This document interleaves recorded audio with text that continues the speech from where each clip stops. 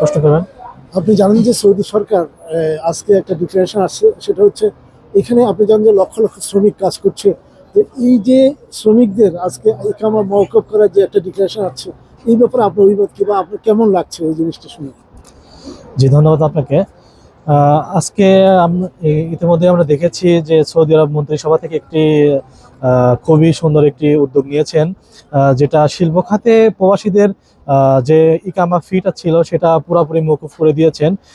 এতে বাংলাদেশি এবং বহির্বিশ্বে যে সকল প্রবাসী ব্যবসায়ীরা এখানে আছেন বা প্রবাসী কর্মীরা এখানে আছেন, তারা এই সৌদি সরকারি উদ্যোগটাতে সবাই আশা করি লাভবান হবেন।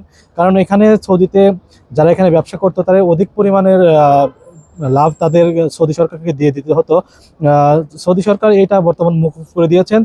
ভীষণ 2030 যে উদ্যোগটা, সৌদি সরকার তেল রপ্তানি তাদের আয় ছিল, মানে তেল তেল উৎপন্ন আয় থেকে বের হয়ে এসে তারা এখন ব্যবসায়ী অথবা আপনার পর্যটনের খাতে তারা ঝুঁকছে সৌদি সরকার বর্তমান।